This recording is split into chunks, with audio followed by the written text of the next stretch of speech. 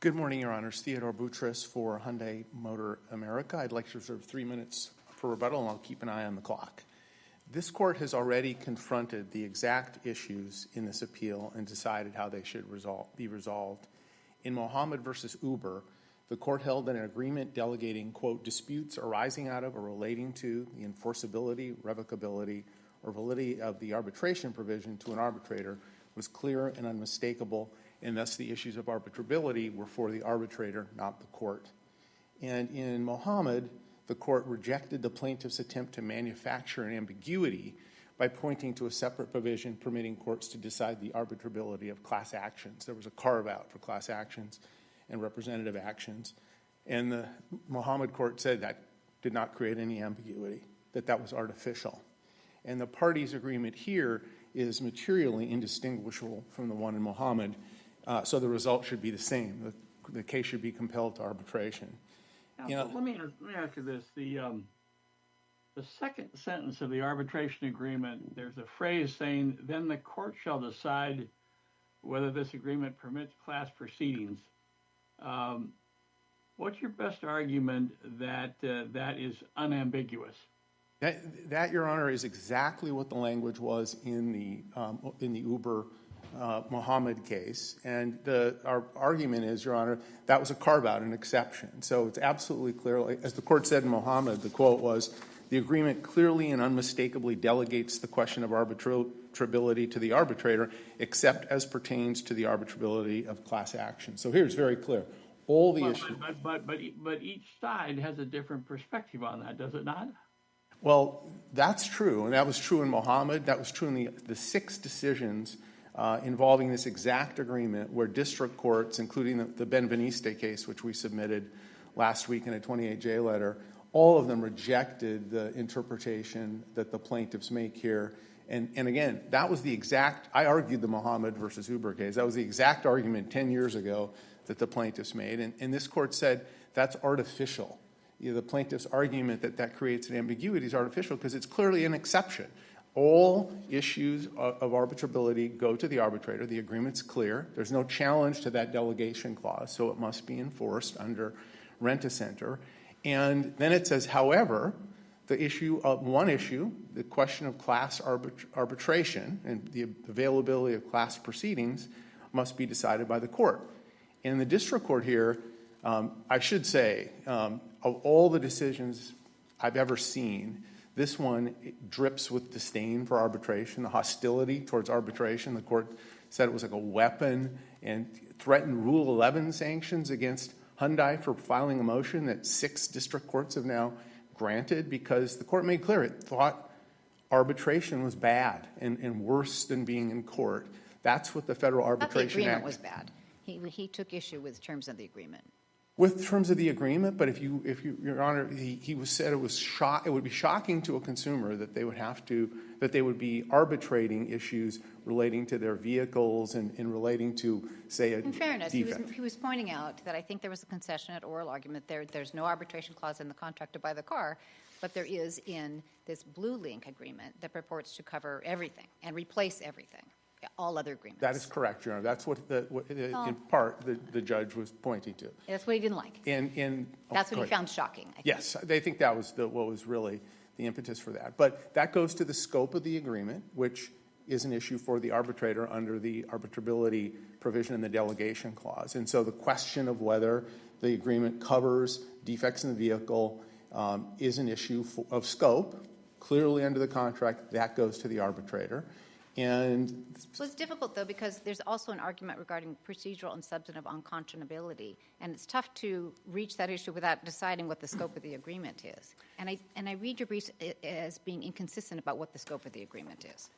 Your Honor, the unconscionability, and that's an enforceability and a validity argument, that also is an issue for the arbitrator. It's an issue, that's what Mohammed said.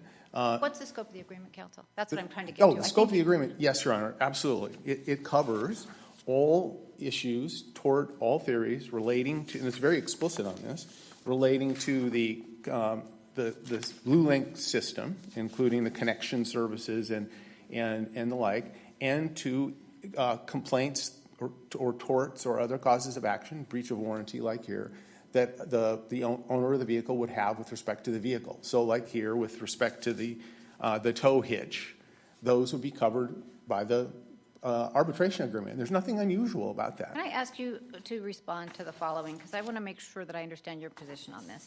I think the agreement, again, no arbitration agreement in the contract for the car, we understand, although that's not part of our record, but I think that is now uncontested. Is that right?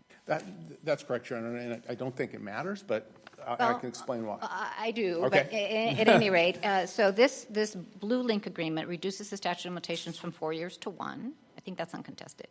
It waives remedies otherwise available under California law.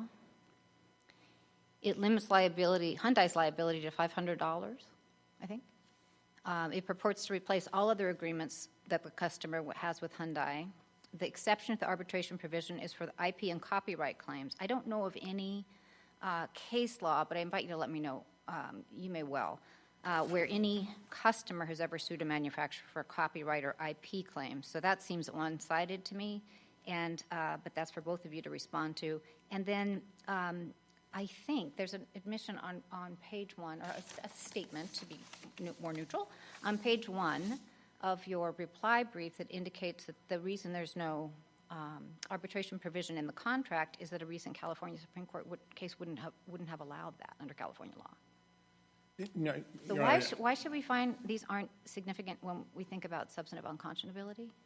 First, Your Honor, I want to emphasize those unconscionability issues are issues for the arbitrator under the delegation. I understand. And if I don't agree with you about that threshold issue, then what about Then this? let me address the unconscionability. Okay. So Fair enough. There would be no limit for a personal injury tort case regarding personal injury under the arbitration agreement. It would be arbitration. And this is another assumption that the district court made. Arbitrators render large judgments all the time. I appreciate that, absolutely. But this does seem to me to replace all other agreements and send everything to arbitration. And there's this $500 limit on liability. And I don't see any limiting principle here anywhere. Your Honor, I don't think that if in a tort case, again, that would be for the arbitrator to determine whether You have what the raised limit- that, planted that flag. You're I with me on understand that.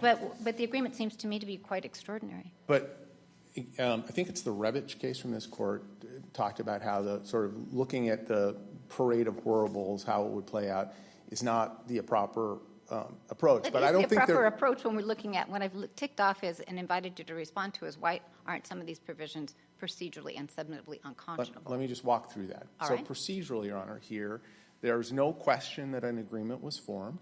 The district court found that the agreement was not hidden, that it was bold. This court's decision in the Patrick case talks about the click wrap and sign up and intent. So we have an agreement to arbitrate. There was the district court found no evidence of pressure or the inability to read the agreement.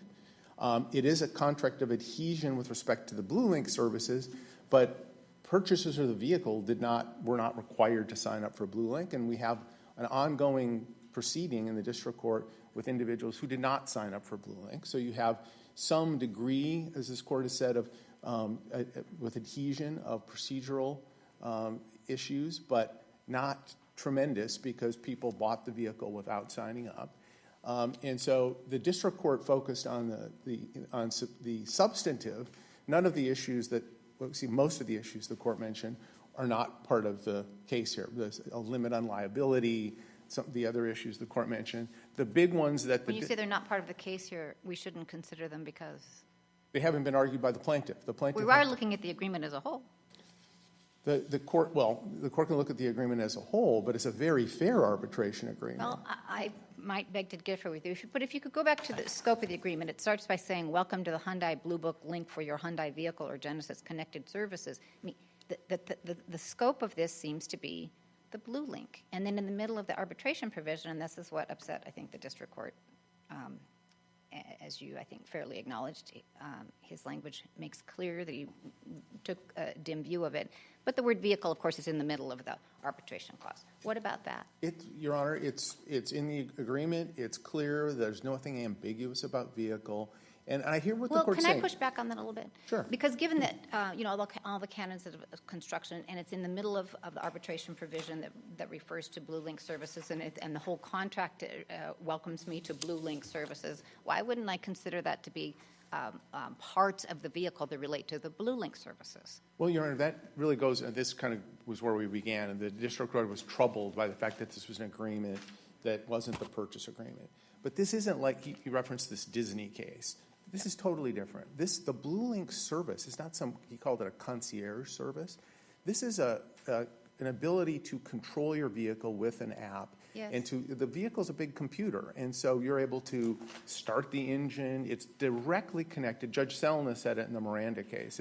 It directly connects to, no pun intended, the functioning of the vehicle. And so it's not like out of the blue, I'm really full of puns today, that all of a sudden you're subject to arbitration Why regarding the isn't it vehicle. out of the blue? There's no arbitration provision in the agreement to buy the car, but there is here in the Blue Link services, which, as you say, is optional, and the footnote in your brief tells me that there's no arbitration provision because California law wouldn't have allowed Hyundai to include an arbitration provision in the vehicle contract. You know, I don't think that's, the reason I think. Did you want me to read the vehicle? Well, actually, Hyundai is not the seller of the vehicle, the dealer is. Yes. So Hyundai can't put a Yes, provision in that contract. is that the import of your footnote? The dealers could put an arbitration agreement in the sales agreement. What is the import of your footnote? The first footnote in your I reply think that's brief. what we were referring to, Your Honor. Let me just. That's what you meant, That's what we meant, that, you're talking about the reply brief?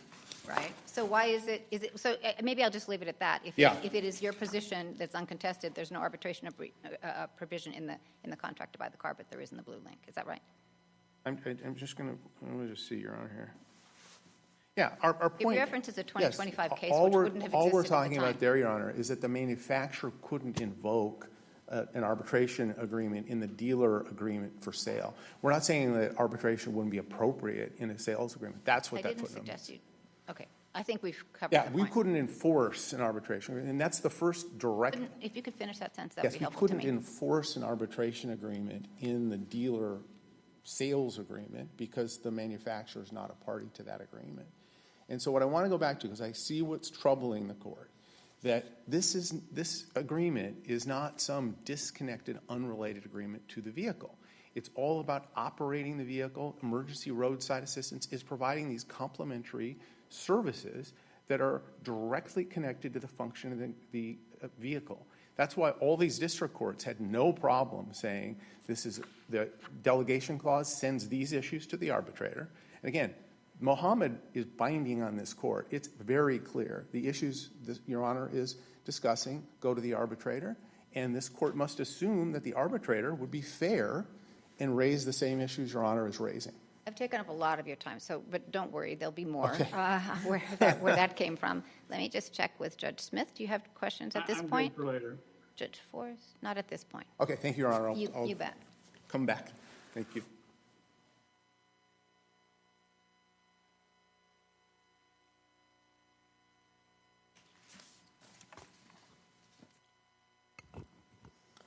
Good morning, Your Honors.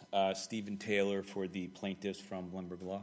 Could you pull that microphone up and just do your very best to speak into it so Judge Smith can hear you? Yes, Your Honor. Thank you. Good morning, Stephen Taylor for the plaintiffs from Lemberg Law.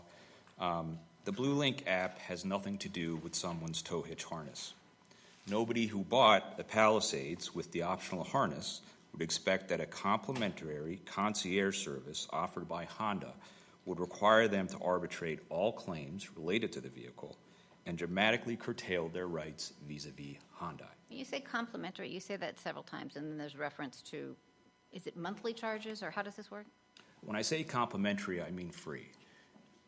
But is it entirely free, or are there monthly service charges that people have to pay? In the terms of service, it says this is a 3-year free product that is offered, and then they will start charging after that period, supposedly. Thank you. They say they will start charging. That clears it up. Thank you. And the complimentary is important because people aren't paying for this. They believe it is a complimentary concierge service. The district court below was rightly concerned with the surprise someone would have with having a complimentary service, which would then entrap or entangle all their rights and Hyundai's obligations regarding the entire vehicle purchase, its reliability, its mechanical soundness. Opposing counsel says that the Muhammad case is binding and directly on point. The Muhammad case is not on point for them. The Muhammad case says that where there is a venue provision, not a delegation exception, which is what we have here. When there's a venue provision saying that courts in Northern District of California retain jurisdiction for certain claims, that doesn't confuse or make the delegation to the arbitrator unmistakable. Here, this is not a venue provision. What the agreement says is that the district court or a court, when a motion in a class action proceeding, will determine if the agreement permits class proceedings. That is not venue. That is saying that the court determines whether it's a class proceeding. And when we dig into that, we'll see what the district court found so troubling. How does the district court determine whether or not class claims are permitted under this agreement? The court has to go to the scope to see if the claims are wrapped up by the class action waiver that's in this agreement. If the court looks at, in the arbitration provision on the page that discusses these matters, there's language that says, you and Hyundai agree that claims must be brought in individual capacity, but then it says, if this paragraph is found to be unenforceable in its entirety, then the entirety of this arbitration provision shall be null and void. So the agreement in one part says the court shall determine whether or not class proceedings can proceed under this agreement. Then below it says if the court finds that class proceedings can go forward, then the arbitration provision is null and void. In order for the court to make that secondary determination, it has to look at the scope of the claims at issue. It has to determine whether a problem with a tow hitch harness is encompassed by this agreement for Blue Link services. And once the court is at that level, this idea that all issues have been delegated to the arbitrator, it falls apart. And in Muhammad specifically, the court was not focused on that. The court was focused on a venue provision where the court found that, look, okay, you always got to go to a court to enforce an arbitration clause, or you may have to, and that's why we have a venue provision, and that's why the court said this distinction was artificial. The cases that this court should point to are the Baker and the Parada decision out of California appellate courts. And there what we're looking at is if the purported agreement is inconsistent about delegating all issues to the arbitrator, then there is not clear and unmistakable retention by the arbitrator of exclusive authority. And that's what we have here. This agreement is not clear and unmistakable on this issue. You seem to be focusing on, I suppose Mr. Boutros as well, the scope. If I understood Mr. Boutros' argument, he's basically saying this is a dealer issue, other people, Hyundai's really not directly involved. You're saying not true, this is Hyundai, this is a kind of an issue, deals with the operation of the car. There's a, if you will, misjoinder of issues. Do I understand your position correctly? Well, I'd say scope is important in several different parts of the arguments here. Scope is important when we're talking about whether or not the delegation provision is clear and unmistakable, because you have to get to the scope of any class action waiver in class proceedings to determine if the court retained jurisdiction. And this agreement clearly contemplates that a court is going to be looking at those issues. And again, another issue with Muhammad, Muhammad has language in there that says, look, if part of a class action, if a class action waiver is found void or unenforceable, that issue stays with the court, okay? And it specifically refers to the class action waiver and some other waivers that are in there. This agreement doesn't do that. This agreement is very broad. It says that the court retains jurisdiction to determine whether the agreement permits class proceedings. That's a Rule 23 analysis. That's an analysis to determine, you can also say it's an analysis to determine whether the class action waiver is void or applies to the claims in the case. So, Can I switch to a slightly different subject, and that's whether or not this is a contract of adhesion. Judge Christen laid out a number of items that, at least by some people's standards, would say, "Oh, wow, that's tough. How does that work? The cap on damages, the 1 year, et cetera, et cetera." Who determines whether this is a contract of adhesion, the court or the arbitrator? Great question. So the court can determine, or it needs to determine, if this is a contract of adhesion in the first instance when looking at whether the delegation to the arbitrator is valid or binding. That's the first thing, to look at just the delegation provision. And the issue here is that we say it is procedurally and substantively, well, first, we say there's no clear, unmistakable intent to delegate.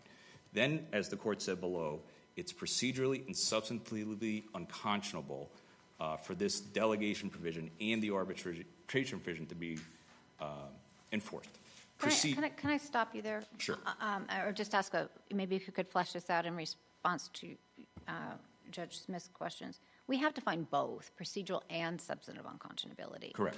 And on substantive unconscionability, the district court was concerned about the statute of limitations being reduced from 4 years to 1 year. Correct. But I think we said that's okay, that it takes more than that. No. I think we've said it takes more than that.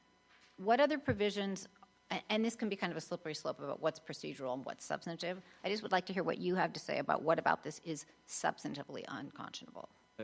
Just on the it takes more, and I believe they cite the Tompkins case for that, it takes more when that 1 year statute of limitation goes both ways. This does not go both ways. This applies just to the plaintiffs, not to Hyundai. There is no limitation for the statute of limitations for them.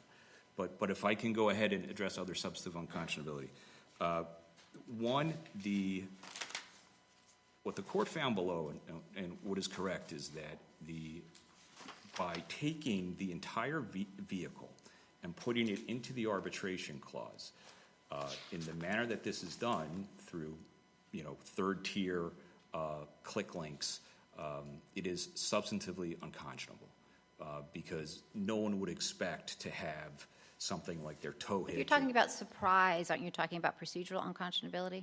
Yeah, but I think that there's overlap here. So the surprise is certainly part of the procedural unconscionability, but it's also substantively unconscionable to say that your Blue Link terms of service will require you to arbitrate things with your muffler, your tow hitch, your transmission. What about the limitation of liability or waiver of remedies?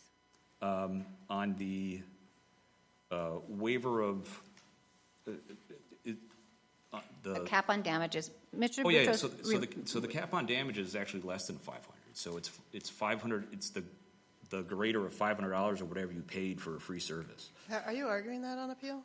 We didn't mention it in our brief. It is in the terms of service, Your Honor.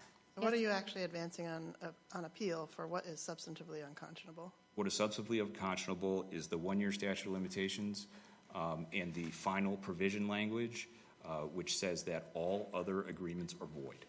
Okay, so the very last paragraph of the agreement says that this is the entirety of agreement between us and HMA. It voids their new vehicle limited warranty. It voids any implied warranties. It voids everything. They argue that this is an integration clause, or it can be construed as an integration clause. Doesn't say it's an integration clause. This provision makes sense perhaps as an integration clause if the Blue Link terms of service only apply to Blue Link, which they clearly do. But as they're trying to apply it to the entire vehicle that these people purchase, this final provision vitiates all other agreements that, whether implied or explicit, that Hyundai has made and the promises. There is a new vehicle limited warranty. It does provide services. It is unconscionable, substantively unconscionable to say that, okay, that is now gone. I don't expect Hyundai to come up here and say, we're going to do that, right? They haven't told any of their customers that that's what the Blue Link services do, but that's what this agreement says. It is unconscionable. And, once we get into if plaintiffs or consumers are in arbitration or in the arbitration forum and this court says, okay, this agreement controls, they will have that provision. And that provision will say all your other agreements are void. So if you didn't bring your claim within a year, it's time barred. And if your claim is based on your express warranty, well, that doesn't matter either, because these terms of service say those don't matter, and this doesn't incorporate them or say that they're valid. We agreed with you that one or more of these terms were substantively unconscionable. Why couldn't we sever them? Well, that's a great question. So what are we severing? So if we sever the 1-year statute of limitations and we say, okay, that's unconscionable, we want to take that out. Well, there are circumstances where you wouldn't sever that. That would be fine. Well, so let's just say, let's play that out. So Sure. in this case, we conclude that of the laundry list of possibilities of things that are substantively unconscionable, that's the only one we find, the limitations period. And your argument is that wouldn't be severable as just a one provision that we think is improper? So one, I would argue that there are multiple provisions that are improper. I understand and that that's but go with my hypothetical. Yes. If that's the only one that we find is unconscionable, can we sever it? And if your argument is no, why not? My argument would be that you would have to sever the reference to the vehicle. You would have to sever the reference in the scope of the agreement to the vehicle to make. What does that have to do with the limitations period? Because then Limitations period is out, then everybody gets to bring whatever claims they have under the statute, whatever the generally applicable limitations period is. What does your vehicle language have anything to do with that? Well, what your vehicle language has to do with that is that once we're in the realm of striking parts of the agreement or saying part of it is unenforceable, the court has already taken on the role of interpreting the agreement, which gets us past the delegation provision. And Sure. so I understand that this doesn't directly address your point about the vehicle language. But my response to your first question, Your Honor, is once the court is in the position where it's striking out parts of this agreement, we've already stopped delegating it to the arbitrator. Yes, agreed. So now we're in the world where we're just looking at the scope of the agreement to determine whether or not the issues that are brought up in this case are within the scope of the arbitration clause. So even if the court were to sever part of it, I think once the court is taking that step, we're not in arbitration anymore. We're just looking at whether or not the claims in this case are within the scope of the agreement. Sure. That's a separate question, right? And I guess maybe when we would, I'm not quite sure what order we would analyze these issues in, but whether this dispute comes within the scope of the arbitration agreement is a separate question from if we find one or more of these terms unconscionable, are they subject to severance or not? Yes, Your Honor. And I guess we don't have to answer that second bucket of questions if we say this isn't even within the scope of the agreement. So my hypothetical is built on the assumption that we're within the scope of the agreement. Correct, Your Honor. So I think once we start striking things, then the court has already taken the role in enforcing or. I agree, but I want an answer to the hypothetical. So we conclude, and I can't speak for the three of us yet, and I don't even know that I'm speaking for me yet. This is a hypothetical, right? We say that we can deal with the arbitrability questions. We say that this dispute is within the scope of the arbitration contract, and now we have to see if the contract is valid in terms of unconscionability. And we go through that laundry list and we say, this limitations period, that's bad. That is substantively unconscionable. Can we strike that? And if not, why? Sure, I think you can strike it, but then I also don't think that impacts whether or not my plaintiff's claims are subject to this arbitration agreement. Well, we'd have to find substantive unconscionability and procedural unconscionability. And so the hypothetical asks you to address Correct. that. And we only get to the sliding scale if we've got some substantive unconscionability. Correct. So I would point to the final provision language, which is also substantively unconscionable. Can that one be stricken? So now we're striking two parts of the agreement. The part of the agreement that says that it replaces all other agreements, or the part? Correct. Okay. Correct. And, we cite this in our brief, Your Honor. Once we get to a point in an agreement where it's become so one-sided, severing things doesn't cure the agreement. Yeah, I'm trying to sort of figure out our case law in that space, which is why I'm asking these questions, because I think you could read our case law there to say if there's one discrete thing that you can strike, good enough, severance will work. Right. Anything more than that, and then it's permeating the agreement. And I think you could read our case law to say, no, it's a little bit more involved than that, and you've got to do a little bit more analysis on permeation.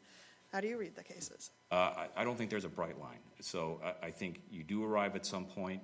I think here, once you're striking something like I think you could strike, the statute of limitations is a discrete thing. The final provision language vitiates everything. I mean, it is incredibly broad as to what claims people are losing, what rights they're losing. And But what if we struck it? What if we struck it, and then I had a claim about a breach of warranty or a extended service contract? What would control? Would it be these terms in terms of limitation of liability, or would it be something else? it would be whatever the warranty was, however the context it was made, and whatever the state law was about that warranty. I guess the question Well, would but then you'd have conflicting provisions in this hypothetical warranty or extended warranty contract that I'm making up. Right? Let's say it would not have a limitation on liability, but this one does. So I don't know which one would. How striking? I'm just asking you to play out this Sure. hypothetical about striking the last provision that says it replaces all other agreements. How would that work? So if you strike this last provision, then these other things come into play. So then someone all of a sudden does have the rights under their express warranty, which they obviously do, and that's what they purchased when they got the vehicle. And someone's claims would just have to be determined under that warranty, which is what happened. But I think you'd under the still court. have, what I'm trying to get you to grapple with is that I think you'd still have other provisions of this agreement that would be in conflict. And Correct. I don't know which would control. Well, a court would have to determine which one would control. All right. Judge Smith, do you have more questions?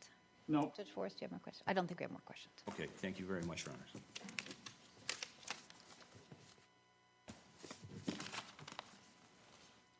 Let me bring us back to Mohammed, because I thought you might. It is, you knew I was coming. It is directly on point. Counsel, there was a class action waiver provision in the agreement, Uber agreement, basically exactly like the one here.